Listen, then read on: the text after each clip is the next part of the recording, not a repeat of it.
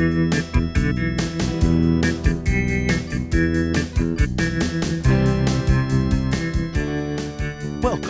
to the New Zonderlings podcast, where we explore the weird and bizarre. Here are your hosts, Noah and Jeanette. Hello and welcome to the New Zonderlings podcast. My name is Noah and I'm joined by my co-host Jeanette. Hi, everyone. I apologize in advance for my voice. It seems to be going in and out. More of that Ohio Valley living.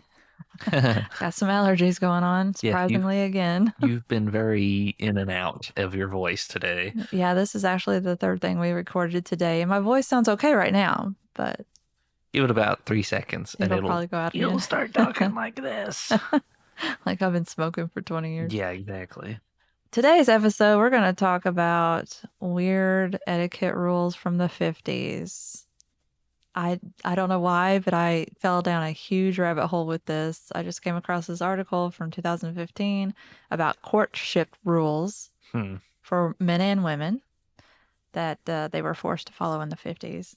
And I was like, and it really got me thinking about so many things. So we're going to cover quite a bit of topic here in this episode, hopefully within 30 minutes. We have a hard time hitting that mark sometimes. We do have a hard time getting 30 minutes in. Our podcast is supposed to be 30 minutes. As you may have noticed, a lot of our episodes recently have been 28 or 27. That is because of all the cutting we do. We have a lot of mistakes and issues that we try to fix so the show is more enjoyable. And we cut out a lot more than I think. Well, and a lot of times we record and they end up being an hour and we have to separate them into two. That's true, too. That happened with the Ancient Ramen And episode. the What was the one before that London Ghosts story? story. That was all one One episode, but it ended up being an hour. We ended up splitting it into two, which you can listen to both of them now on our website Yay. at newsonderlinks.com.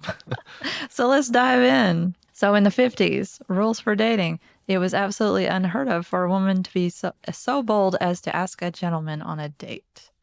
So women do not ask men. They broke that norm pretty quick. Do a lot of women ask men out now? My wife asked me out. Did she really? Yep. I didn't know that. A man should always use heaps of flattery to woo a woman. Well, Woo. I think that's still kind of the case.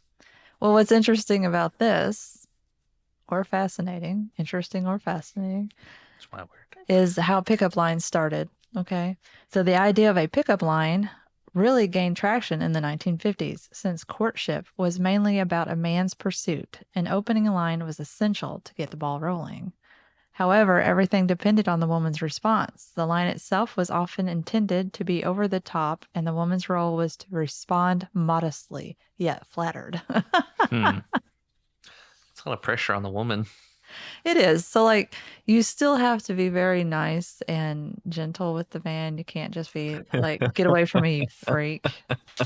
Anyway, young adults must only date one person at a time, though. Multiple lovers was a no-no. Lovers is a stretch of the word, too, because there's not even kissing allowed on your first date. Right.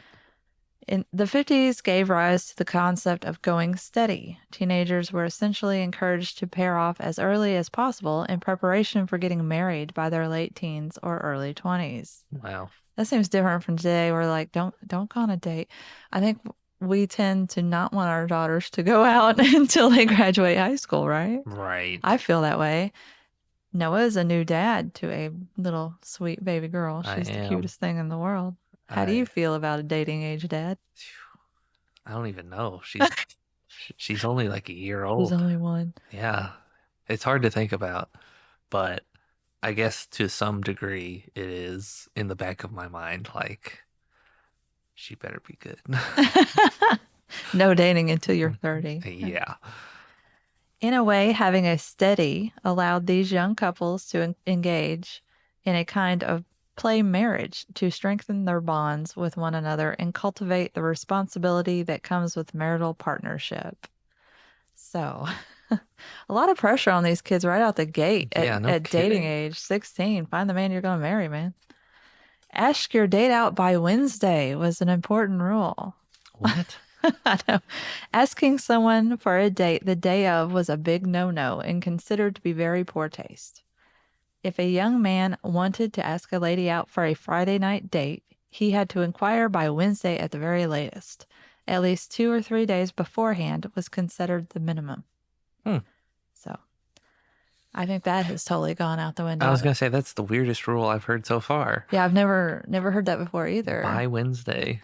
Before Wednesday, rather. It was just polite etiquette, right? You're supposed to give the person enough time to make their plans. I guess.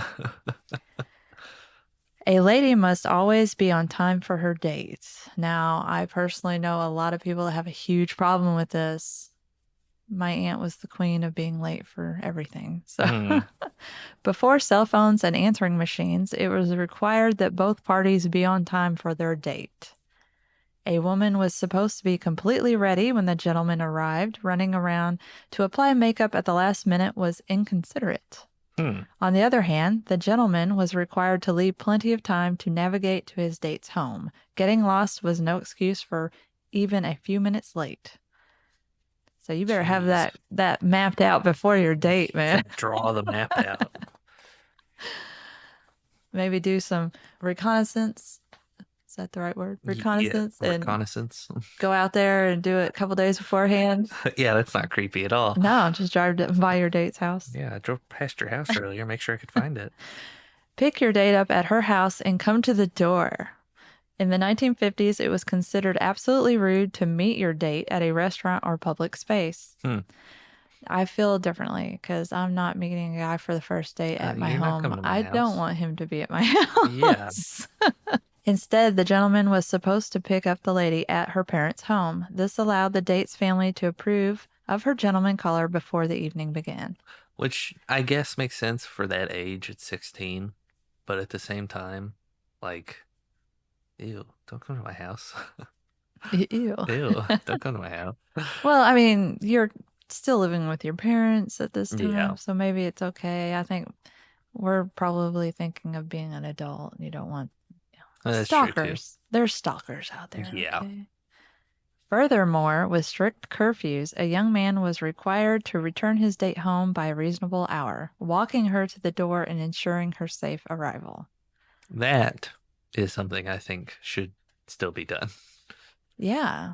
Yeah. How many stories have we heard about young ladies not getting home? Yeah, exactly. It's terrifying. Don't think about that, new dad. Thanks. Yeah. Parental approval was of the utmost importance. Now, I think today girls have become a little bit more rebellious. But I love him, Daddy. Can't ever see that boy again. Though a chaperoned date was ideal and certainly the norm for a school dance, group dating was encouraged as a way to have young adults keep one another in check. Yeah. And then in parentheses, it says, though it seldom worked. I was going to say, like, that actually worked. Communities also wrote up written agreements between parents and teens outlining what was and what wasn't acceptable in courtship behavior. So, written contracts. That's a lot of rules already. This just reminds me, I'm going to go off topic for just a second, but my husband told me about when he was in high school, his mother, she went to like a community meeting about how to talk to your teens about drugs. And he said it was the worst thing that's ever happened. It was so awkward. And she was trying to use like hip language. Oh my gosh. We should really have him on sometime. He's got some stories. We've tried. He's a little shy. We're going to talk him into it. And he has the perfect voice for radio. I've always told him that. He does. He does have a very good voice. We should clarify. We are married, not to each other. Yeah. He is not my husband. I am not married to Jeanette. I am married to another woman. We can't say her name. We are neighbors. Yeah. So. Back to the story. A man always pays for the date. I think that's still kind of a rule that has stuck, at least. It should. Oh, it should it? Yeah, as a woman, I'm saying that. That's very narrow-minded of you. If a young man couldn't afford to take his date out for a meal, he wasn't allowed to ask her out in the first place. Unlike today, a woman couldn't even offer to pay. It was considered to be highly emasculating. So that rule was not for the woman's benefit. It was for the man's. Exactly, which is why I think it should be abolished. I think you should split the bill like normal people. Normal people that happen to be on a date hoping to kiss each other. I say that. I think on my first date with my wife, I did pay for everything. Well, I think you should. Why? A man gives his date's order to the waiter. Interesting one. It was considered rude for a woman to place her order directly with the waitstaff. That's so weird to me. Why? I don't know. Instead, she told her date what she'd like to eat, and he would order for the entire table.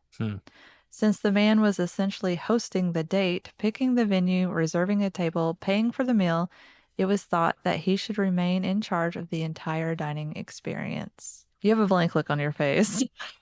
There is. Does that seem like too much pressure for a guy? No, this is like, yikes, the patriarchy. Well, it is the 50s. I know. We've come a long way, haven't we? Kind of. It's very interesting to read this stuff, I can tell you. The couple must exchange a token of affection. To make the partnership official, the couple would exchange a symbolic item like a ring or a pin. This marker was a precursor to the couple's eventual exchange of wedding rings and vows in later years. It also advertised to other suitors that the woman was taken and effectively off the market. So I think this is, if you watch a lot of movies about the 50s, there's always like, go steady, wear my ring. You always saw the man give her his class ring, and that was the symbol, I would assume. What probably most people used back then as the token. I don't know what the woman would give him, though. Her class ring, I guess. She cuts her finger off and gives it to him. Ew. I got you something. All right. You took that in a morbid direction. Yeah, when I was in high school, I actually married my high school sweetheart the first time. You've been married twice. Yeah, we exchanged class rings as a token of going steady. So do they still do that now? Noah's much younger than me, so I'm going to ask him.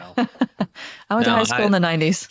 I also, in a sense, married my high school sweetheart. And you didn't do that? No, I did not give her anything. This one I felt deeply about because I'm a private person, and I think Noah is too. So tell me what you think about this rule. The couple must inform each other about all plans. It was assumed that most weekend evenings would be spent together and that all formal obligations would be attended as a couple. You could forget about a ladies' night out. What do you think about that? So you had to tell each other your plans all the time, and you had to include each other in them. Like it was just assumed. While you're dating. Yeah. If you're married, I get it. But while you're dating, that's a lot of responsibility all of a sudden. Jeez. Jeez. No, I didn't like that rule. No, I didn't. Okay, so final rule in this article that I got, and then we'll move on to some other things. No kissing on the first date. It was expected that the couple would end their date with a polite handshake or a hug. I just imagine a handshake. That's just the way to go. If you don't handshake your date on the first date, what's wrong with you? I don't think I've ever shook my husband's hand. It was nice going on a date with you. I've jokingly shaken my wife's hand, but that was it. It's a joke.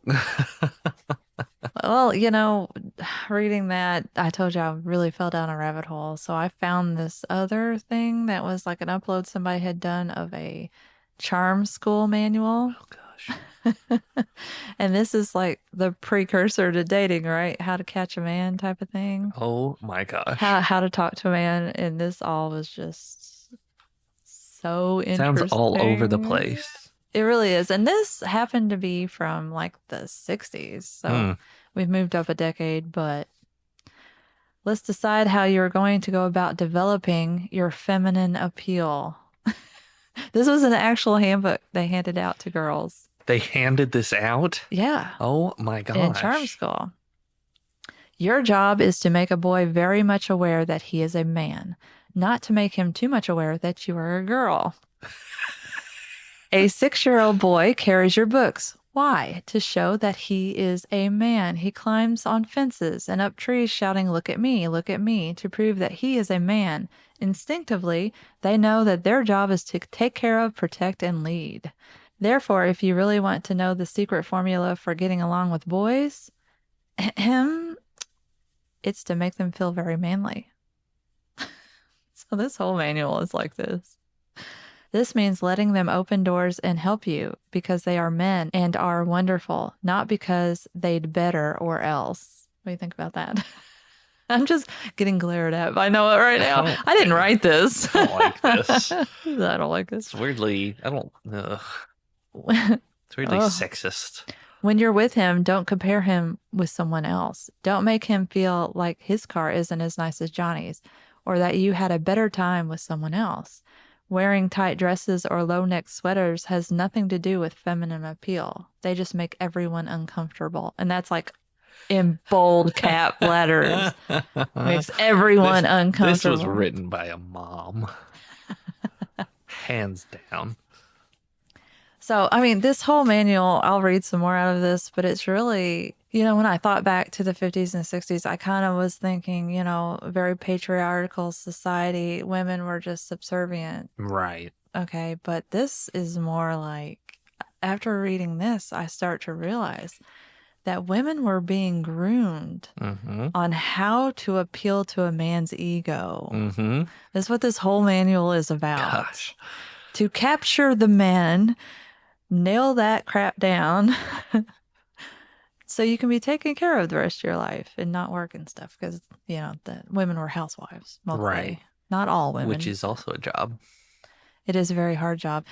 Women today have the hardest job, in my opinion, because not only do we have to work to pull in half the income, we also have the job of raising kids and taking care of a house. Men, I mean, if you're lucky, your husband helps you with that. Which I do. Yeah. Your wife's lucky. I'm lucky, mostly. Mostly. So how to talk to boys, back to this manual. Begin by finding out what his interests are. These are the things fellows are generally interested in talking about. His job, or what plans he has for the future. His special sport or hobby. What's happening around the nation or world. Things he has done or is doing. Movies he's seen. Music he likes. Vacations he's taken or plans to take. Flattery really does help. Fellows all have one thing in common when talking to girls. They like to talk about things which concern them personally. They're rather like peacocks. They believe that strutting a little will impress you. You can help by acting impressed. Oh my gosh. Noah loves this. I hate this. This is awful. This doesn't mean every time he says something you should agree or gush in praise. It does mean that you should show interest in what he says. You should be completely absorbed in him, not someone else down the hall or on the other side of the dance floor. You appreciate what he has to say. You may not agree with it, but you appreciate it. All in caps. Appreciate. A good, honest, and sincere bit of fellow flattery is to ask questions. If you've been to see a movie, instead of saying, oh, I like the movie, and filling in all the reasons, try saying, I liked the movie, but I'm not sure I understand all they were trying to say. That gives him a chance to be very manly and explain everything to you. Your surefire formula for success, remember, is to ask a boy for his advice, opinions, or feelings. The trick here is to help him along with why, what, and a few options of your own. No man likes a dodo. You've got to be bright, have fun things to say, know enough to carry on an intellectual conversation, and still make him feel special. So there's a lot to unpack in that paragraph. I hated that. I hate this whole thing. This manual is terrible. It's very manipulative, It is right? so manipulative. It feels very manipulative. So this is a manual for girls that tell you how to manipulate a guy into liking you. Not only that, it's how to be not yourself in your relationship. Yeah, you can't act too smart because you don't want to be smarter than he is. Yeah, exactly. I hate this. I mean, it's not the only thing that's in this manual. There were some other things like how to be the perfect weight. So they had a whole sheet. I just wanted to mention it for dumplings. Oh my gosh. So how to lose weight. I'm not going to read it all because it's silly and outdated, and we have much smarter ways of doing it now. But then they had for string beans. So if you're too skinny, there's a whole how to gain weight for string beans. It's very derogatory language they use towards these poor girls. Yeah, it was the 60s. If you're too much weight, you're dumplings. If you're too skinny, you're a string bean. It was a very different time. Just briefly, I highlighted this little section under the telephone etiquette section. Oh gosh.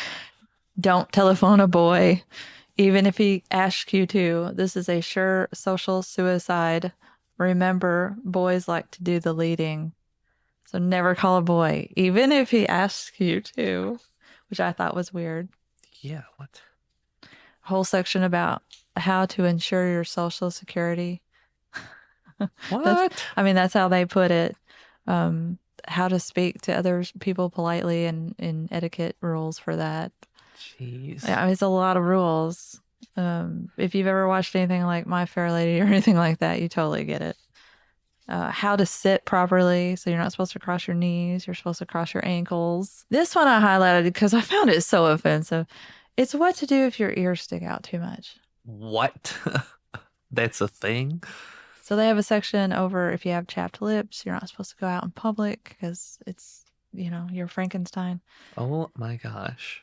If you have wings for ears, ears that stick out can be made to lie close to the head. Get a kit that contains a harmless liquid adhesive and follow the instructions for flattening the ear, or buy a roll of transparent heavy-duty double-sided tape, usually found in a supply store. Noah gasped. I heard it. I'm stunned. So, yeah. This is horrific. It's pretty bad, but very interesting at the same time. This is my God. serious. This is a serious manual.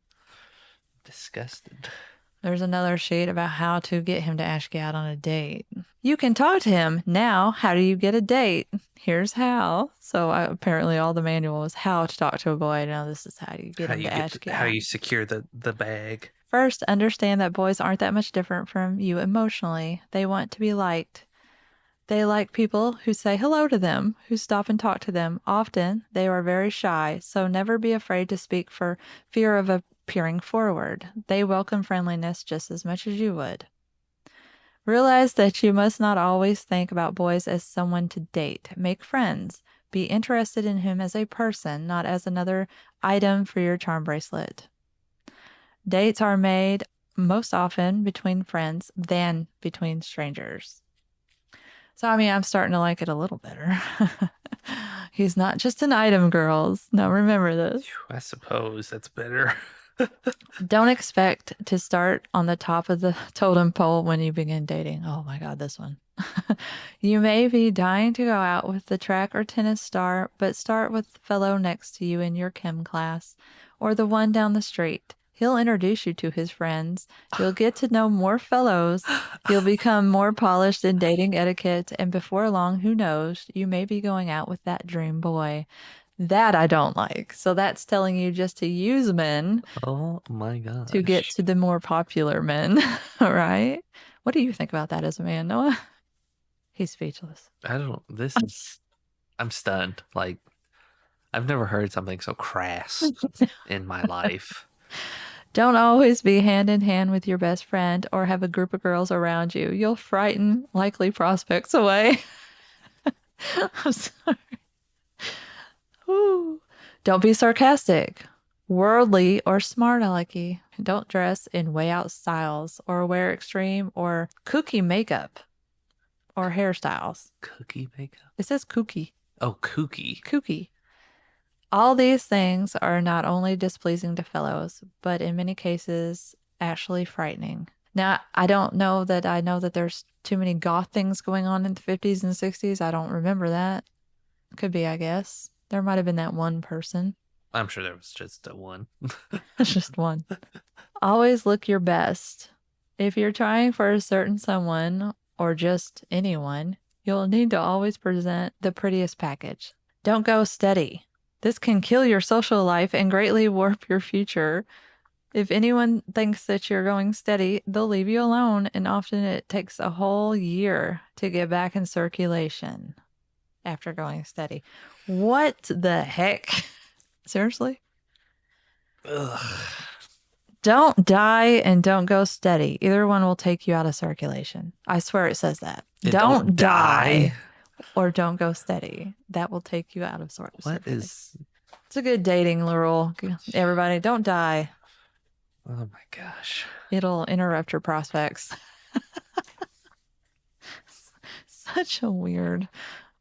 Tips on how to be desirable. No, this was not from that manual. We're moving on to something else now. Good. This I just found a picture of. I'm not sure what it's from. It was just on Pinterest. So, if you're at a resort, have the bellboy page you. Bellboys aren't a thing anymore. But No, what? this is tips on how to be desirable to a man. So you have a bellboy page you, I guess, to seem in demand. Buy a convertible. Men like to ride in them. Learn how to bake tasty apple pies. Bring one to the office and let the eligible bachelors taste it. Wow. Laugh at his jokes. That's all it says. I mean, that one's, I think, still kind of relevant, but the rest are just kind of weird. Accidentally, in quotes, have your purse fly open, scattering its contents all over the street. So you can get hit by a car. I don't know how that makes you desirable. Then it moves on to how to look good to him. Men like to think they're authorities on perfume. Ask his advice on what kind of perfume you should wear. Are you an authority on perfume, Noah? No, not even slightly. Get better looking glasses. Men still make passes at girls who wear glasses, but better try contacts. That is so mean. Practice your drinking with your friends first. Your women friends first. Gotta be able to hold that liquor. Oh my gosh. Wear high heels most of the time. They're sexier. Oh my gosh. Unless he happens to be shorter than you are. Oh my gosh. Tell him he's handsome. Take good care of your health. Men don't like girls who are ill. So don't throw up on them. That's not attractive. Oh my gosh. If you look good in sweaters, wear one every third date. What? Get a sunburn. That was one of my favorites. What? Get a sunburn. This says get a sunburn, not a suntan. Get a sunburn. When you're with him, order your steak rare. That also made me scratch my head. Disgusting. I don't First of all, know why. Men like rare ew, meat. I don't know. no. Don't tell him about your allergies. I made that faux pas at the beginning of this episode. What does that have to do with anything? Everybody, I have allergies. I'm sorry. European women use their eyes to good advantage. Practice in front of a mirror. We think, no, Quit. I'm making some eyes. Quit. He said no. Quit. Change the shade of your stockings and make sure to keep the seam straight. Now, this might need some explaining. Back then, pantyhose had seams running up the back. They weren't just one piece like they are now. Right. Get that fresh scrubbed look by scrubbing. Get that fresh scrubbed look. If he has bought you any trinket or accessory, wear it! Exclamation point. Don't whine. Girls who whine stay on the vine. Wow. They made it rhyme on purpose. Show him that you can be a cheap date. However that you're supposed to do that. I guess don't order the steak every time you go out on a date. I don't know, I guess. Okay, one more thing and then we'll wrap up. I have much more, but we could sacrifice some stuff and have another never episode. In the 50s, dude was used to refer to tourists who tried to dress like locals. A street strut. When I first read it, I thought it said slut. A street slut. Oh my gosh. I was going to start calling you dude. It's so hard to say. A street strut. And likes to look at himself in the mirror. So this is the 50s definition of a dude. So it comes up in the next lines I'm going to read. So I thought I would clarify on that. I don't know if that was very clarifying, but this is from a book that says Don't Marry, or Advice as How, When, and Who to Marry by Hildreth, published in 1891. Oh my gosh. It's a dime novel. So this is, I assume this could be for either sex, but for me, it's more like for men, I think. Don't marry for beauty alone. Don't marry for money. Don't marry a very small man. Okay, this is for women, sorry. Don't marry too young. Don't marry a coquette, which means flirt. Don't marry or don't elope to marry. Don't dally about proposing. Don't marry a drunkard. Don't marry a spendthrift. Don't marry a miser. Don't marry far apart in ages. Don't marry too old. Don't marry odd sizes. Don't marry a clown. Don't marry a dude. We went over that, what a dude was. Don't marry from pity. Don't marry for an ideal marriage. Don't break a marriage promise. Don't marry for spite. Don't marry for spite. Don't mitten a mechanic. I had to look this up because I was like, well, what in the world do they mean by that? Mitten a mechanic means don't reject a suitor because he's a tradesman. Huh. Does that make sense? Yeah. Don't marry a man too poor. Don't marry a crank. Don't marry fine feathers. Don't marry with love. Don't marry without love. Don't marry a stingy man. Don't marry too hastily. Don't be too slow about it. Don't marry a silly girl. Don't expect too much in marriage. Don't marry a fop. A fop is a silly or foolish person. Don't marry in fun. Don't spurn a man for his poverty. Don't marry recklessly. So there's a giant list of why not to marry. I don't know with these rules how you would ever marry anyone. It sounds like you're not supposed to. Don't marry for love. Don't marry because you're not in love. Like, what the? Oh, I said that was the last thing, but I do want to mention one more. I found this marital rating scale. Oh. It's the husband's chart. So I have to mention this, Noah. Already. In computing the score, check the various items under demerits, which fits the husband, and add the total. Each item counts 1 point unless specifically weighed as in parentheses. Then check the items under merits, which apply, and subtract the merit score from the merit score. The result is the husband's raw score. Interpret it according to the table. Okay? So quickly. Demerit side. Stares or flirts at other women while out with his wife. It's worth 5 points. I don't do that. Are we doing this to me? Sure. Okay, I don't do that. Reads a newspaper at the table. I don't. Newspapers Those are aren't a hard to thing. come by Yeah. nowadays. Fails to come to the table promptly when a meal is ready. We don't really do that. Brings guests home for meals without warning wife. We don't really do that. Doesn't phone when late for dinner. I phone when I'm late for dinner. Compares wife unfavorably with his mother or other wives. I don't have other wives. Or You better not compare her to your mother. no, I do not. Publicly praises bachelor days and regrets having married. No, That would be horrible. it's mean. Criticize wife in public. That's 5 points. No, that's only 5 points. Well, all of this adds up. Oh. All of them are worth 1 unless it says 5, and then it's Okay. worth 5 points. Belches without apology or blows nose at table. No, I don't. I don't do that. Leaves dresser drawers open. No, that's a pet peeve of mine if they are left open, which she does on occasion. Leaves shoes in living room. No, we have a special place for our shoes. Snores. That should be worth 50 points. I snore. Do you really? Yes. So Oh, that's horrible. So that was the demerit side. what? I got a point. So if you're listening at home, you can add up your own Keep score. score. This is the merit side. Gives wife ample allowance or turns paycheck over to her. 5 points. Nope. You don't do that? I don't do it. Courteous. We keep our finances separate. Courteous to wife's friends. 1 point. I am. Yes. Frequently compliments wife on her looks, cooking, housekeeping, etc. Worth 5 points. I try to do that. Yes. Remembers birthdays, anniversaries, etc. 5 points. You don't do that? I try to do that, Ooh, but I'm so- not very good at it. Helps wife with dishes. Caring for children and scrubbing. Yes, I do that. Cool. Polite and mannerly even when alone with wife. Well, yeah.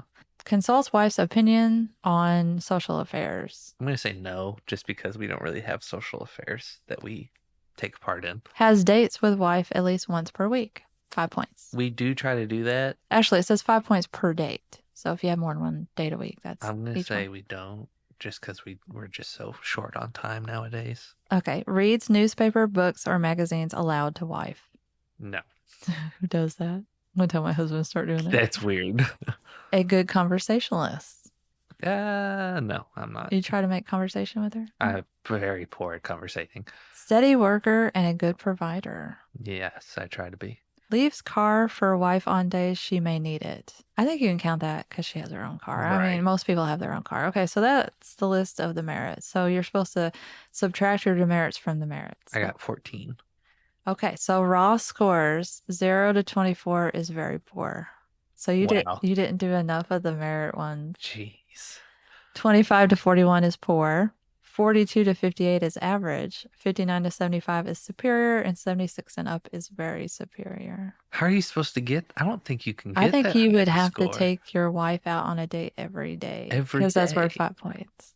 Jeez. Anyway, I thought that was cute and interesting. It's a very old how to rate your marriage Oh, from the well, 50s. mine is very poor, apparently. I didn't actually do mine, but my husband would probably, I mean, he would get a lot of demerits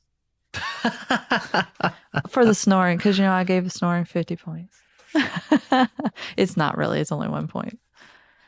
But I mean, he's a good conversationalist and, all that stuff. He helps with the dishes every once in a while. So yay. To all the good husbands out there, hopefully your wives didn't trick you into marrying you by using that handbook. I would just like to say that this episode is in no way intended to be a guide. No, please don't Please. use this as a guide. Please don't follow anything of what we just said. Although it works. It's all what? It works. FYI, I tried the flattery thing on my husband and it absolutely worked. His mood did a 180 and I was like, huh. It was only once, I swear. Anyways, where do you stand on this, would you say? Yeah, leave us a comment below. Let us know what you think. Yeah, because personally, we are... I was shocked. We don't support any of this. I so- was shocked by a lot of things in those books. I just thought women were passive and Yes, it was very sexist, kind of manipulative very manipulative, very demeaning. to both sexes. Yeah, honestly. Yeah. Just be who you want to be. Don't follow any rules. Yeah. So Be who you are. be who you are. Like what you heard? Feel free to follow us on Instagram, Reddit, TikTok, and X. Thanks for listening. You've been listening to the New Zonderlings podcast. Be sure to check out other episodes of this podcast when Noah and Jeanette will once again explore the weird and bizarre right here on the New Zonderlings podcast.